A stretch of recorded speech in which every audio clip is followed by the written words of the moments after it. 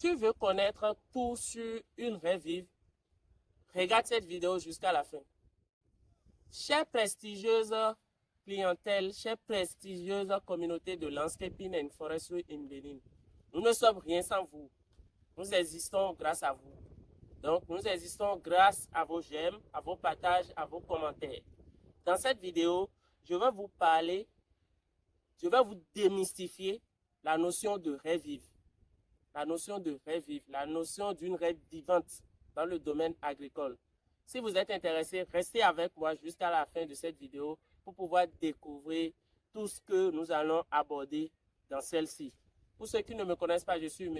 Djassi Mohamed Ocho, je suis ingénieur agronome forestier et je suis également le PDG de l'entreprise Landscaping and Forestry in Benin, qui est une entreprise béninoise située au Bénin.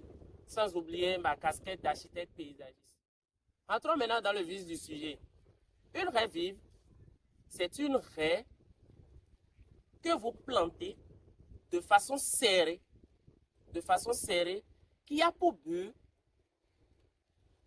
la protection, la délimitation ou la défense.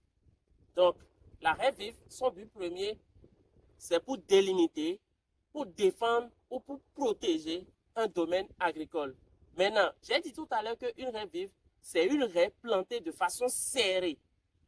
C'est une raie vive plantée de façon serrée. Donc, quand vous plantez des arbres, des arbustes, des arbusceaux ou de grands arbres de façon large, quand ce n'est pas de façon serrée, vous ne faites pas de raie vive. Ou soit vous faites une bande arborée, ou soit c'est un brise-vent que vous installez. Mais une raie vive, il faut que la longueur, la largeur, une raie vive, c'est une raie qui a une largeur faible, qui a une faible largeur et une faible hauteur. C'est-à-dire, une raie vive, on la taille tout le temps, que ce soit en longueur et en largeur, pour qu'elle puisse continuer de jouer son rôle. Vu que maintenant vous comprenez ce qu'est une raie vive, comparativement à un brise-vent, je répète, une raie vive, c'est une raie que vous installez de façon, une raie d'arbustes, d'arbusceaux ou de plantes ou d'arbres, de grands arbres que vous les mettez de façon serrée, que vous les plantez de façon serrée, comparativement au brise-vent ou aux bandes arborées où on les plante de façon un peu plus large, où la distance entre deux plants est un peu plus grande que comparativement à une raie vive. Parce qu'une raie vive, ça doit avoir une densité très faible. C'est une densité très faible. Donc, la distance entre deux plants, elle est très, très faible.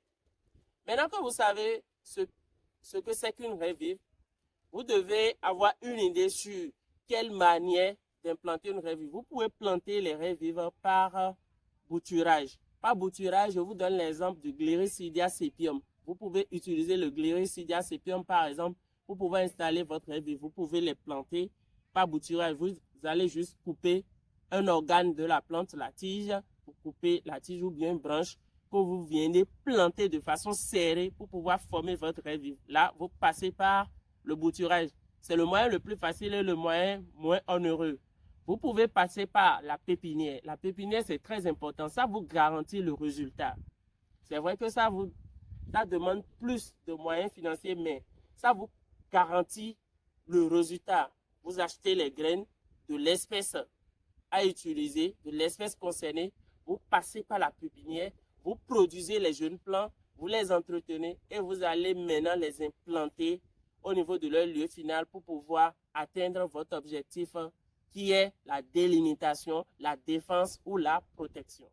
Maintenant que vous savez ce que c'est qu'une raie vive et comment est-ce qu'on plante une raie vive, je vais vous donner la liste de quelques espèces végétales qui sont prioritaires en termes de raie vive. Vous avez le Ziziphus micronata. C'est la meilleure espèce en termes de raie vive. Ziziphus micronata. Vous avez le Yamatoxylum brasileto. Vu que le Yamatoxylum brasileto n'est pas vraiment accessible, vous avez l'autre espèce de la famille, Yamatoxylum campechanum, le campéché que vous pouvez utiliser également pour vos délimitations, pour créer la défense ou pour vos opérations de protection. Vous avez le Ziziphus mauritiana. C'est une bonne espèce aussi, c'est une meilleure espèce pour la délimitation, le Ziziphus mauritiana, vous avez l'Acacia mangium, etc. Il y a beaucoup d'espèces que vous pouvez utiliser, que ce soit des espèces épineuses ou des espèces qui ont de latex, comme les Euphorbia et autres. Donc, vous pouvez utiliser ces différentes espèces-là pour pouvoir installer ou implanter vos différentes raies vives. Et une fois que vous faites le choix de l'espèce, que vous faites la pépinière ou que vous faites le bouturage, vous devez passer à l'étape de suivi et à jouer sa fonction. Parce que la fonction première d'une raie vive, c'est de jouer le rôle de protection. La fonction première, c'est le rôle défensif. Donc, la raie vive, sa fonction première, c'est de vous défendre. C'est-à-dire, vous installez votre raie vive pour pouvoir vous défendre contre les intrusions animales, les intrusions humaines, etc. Maintenant, cette raie vive, quand vous les implantez, ça crée un écosystème. Ça crée un écosystème, ça crée un milieu, un habitat adéquat pour l'installation de quelques espèces. En plus encore, les pollinisateurs. Je vous prends l'espèce de Ziziphus mauritiana et le Yamatoxylum campeshanum. Ces deux espèces-là, c'est des espèces mellifères. Les espèces mellifères, c'est des espèces que les abeilles affectionnent.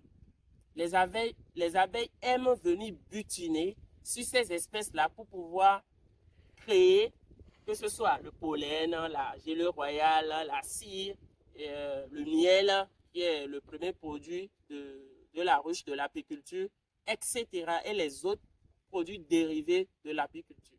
Donc, quand vous installez, par exemple, une raie vive de Campéché, ça crée un habitat adéquat pour ces abeilles-là qui viendront chercher la nourriture. Et en venant chercher la nourriture, ils vont profiter pour polliniser tout ce que vous avez aux alentours, ce que vous avez sur votre domaine et les domaines qui vous avoisinent, vos voisins là, les domaines voisins là. Ces abeilles-là iront également butiner. Qu'est-ce que ça va créer? Ça va créer la baisse d'apport de matière organique ou d'engrais chimiques de synthèse. Ça va créer quoi encore? Ça va créer l'augmentation de votre rendement, l'augmentation de votre productivité. Donc, vous allez induire moins d'argent pour avoir plus de résultats. Et pour finir, ça va créer quoi encore? Ça va créer un autre écosystème où certaines espèces, les ravageurs et les ennemis naturels, je vais dire, les ennemis naturels viendront s'abriter au niveau de ces raies vives-là. Et quand il y a un problème d'attaque sur votre domaine, ces ennemis naturels viendront pour combattre ces ravageurs, pour permettre à vos plants d'être dans un bon état phytosanitaire. C'est ce que j'avais à partager avec vous. Dites-moi en commentaire ce que vous pensez de ce format de vidéo. Si vous voulez que je fasse encore plus ou bien si vous voulez qu'on arrête. Parce que si vous validez le format, j'aurai à partager avec vous des informations concrètes qui vont vous amener à investir dans un domaine ou à laisser un domaine donné. Pour ceux qui ne me connaissent pas, je suis M. Diassi Mohamed Ochor, je suis ingénieur agronome forestier, je suis architecte paysagiste et je suis le PDG de Landscaping Infrastructure in Benin. Landscaping, c'est une entreprise béninoise qui intervient dans le domaine de l'agriculture, de l'aménagement paysager, de la foresterie et dans le domaine de l'environnement. Nous vendons des semences, nous vendons des machines et équipements, des outils et équipements. Nous vendons tout ce dont vous avez besoin pour réussir dans ces différents secteurs que je viens de citer. Si c'est la première fois que vous nous découvrez, activez les cloches de notification, abonnez-vous, partagez cette vidéo pour la faire profiter à beaucoup de personnes. Nous comptons sur vous. Ciao.